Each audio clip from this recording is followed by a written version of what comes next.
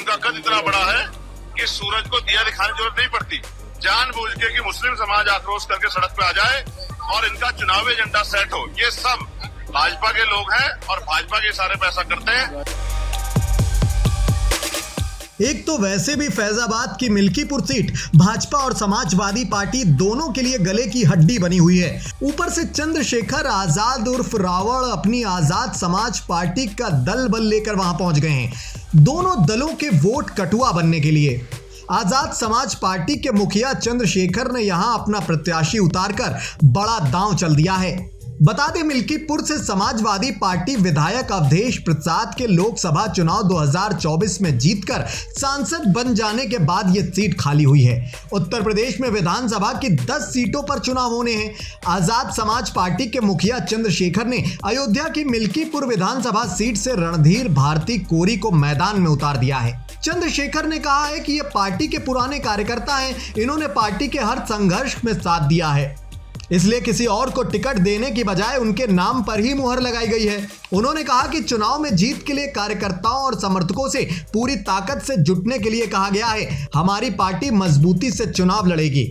चंद्रशेखर उत्तर प्रदेश की 10 विधानसभा सीटों में 5 पर अपने प्रत्याशियों का ऐलान कर चुके हैं। मीरापुर विधानसभा से जाहिद हुसैन, गाजियाबाद सदर से चौधरी सतपाल सिंह, कुंदरकी से हाजी चांद बाबू और मंजवा से धीरेन्द्र मौर्य को चुनावी मैदान में सबसे पहले उतारकर बड़ा दांव चल दिया है। उन्होंने अपने प्रत्याशियों को उतारकर चुनाव को और दिलचस्प बना दिया है। मिल्कीपुर से सपा के विधायक रहे अवधेश प्रसाद ने फैजाबाद लोकसभा सीट से चुनाव जीता है। अयोध्या में राम मंदिर बनने के बाद लोकसभा चुनाव में बीजेपी की हार के बाद से ही यह सीट प्रतिष्ठा का सवाल बनी हुई है। वहीं समाजवादी पार्टी भी अपनी सीट पर फिर काबिज होकर भाजपा को हराना चाहती है। इस सीट पर चुनाव जिताने की जिम्मेदारी खुद सीएम योगी आदित्यनाथ संभाल रहे हैं। ऐसे में यह सीट हाई प्रोफाइल भी बन गई है।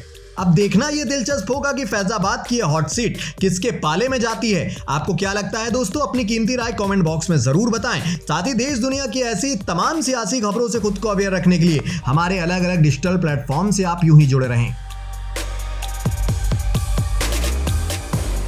आजकल जिस तरह से वीडियो बना बना के जानबूझ के एक धर्म को टारगेट करके और उनमें भी हजरत मोहम्मद साहब के खिलाफ जिस तरह की बयानबाजी करके धार्मिक उन्माद, झगड़ा कराना और एक षड्यंत्र के थ्रू, जबकि ये सत्य है कि उनका कद इतना बड़ा है कि सूरज को दिया दिखाने की जरूरत नहीं पड़ती।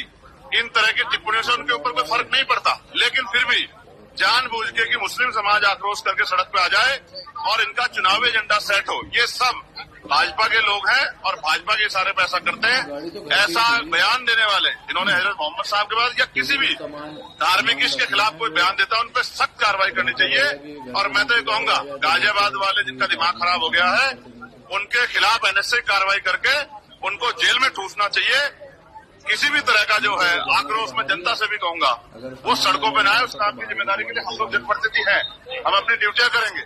चाहे वो मुस्लिम समाज के मुस्लिम इस्लाम धर्म का मामला हो, चाहे सिख धर्म का मामला हो, चाहे बौद्ध का हो, चाहे हिंदू धर्म का हो, चाहे क्रिश्चियन हो, किसी भी धर्म के इस पर अगर कोई टिप्पणी की जाएगी और सामाजिक भाईचारा तोड़ने का या धार्मिक उन्माद पैदा करने का प्रयास अगर कोई भी गुंडा करेगा तो हम उसके खिलाफ सख्त से सख्त कार्रवाई करवाएंगे। और मैं पार्लियामेंट में जिस तरह से हजरत मोहम्मद साहब के खिलाफ इस तरह की बयानबाजी करके धार्मिक भाईचारा बिगाड़ने का काम किया, मैं इसके खिलाफ सड़कों में भी आंदोलन करूंगा और पार्लियामेंट में भी इसके खिलाफ जोरदार आवाज उठाऊंगा कि इस तरह की हथकंडे, इस तरह की साजिशें कामयाब ना हो। मैं कह रहा हूं, एक बड़े समुदाय को उकसा के और अपना चुनावी एजेंडा जो है साधने की कोशिश किया। मैं बहुत जिम्मेदारी से कहूंगा अपने मुस्लिम भाइयों से कि वो इस तरह के आंदोलन का हिस्सा न बने। जब आप लोगों ने हमें वोट देकर जनप्रतिनिधि बनाया है तो हम आपके आवाज पार्लियामेंट में और सड़कों पर उठाएंगे, हम इसके लिए हैं। लेकिन आप इनके षड्यंत्र में न आए। जिस तरह से आप सड़कों पे आओगे तो इनका जो है चुनावी एजेंडा सेट होता जाएगा। तो बहुत समझदारी से काम ले, धैर्य का समय।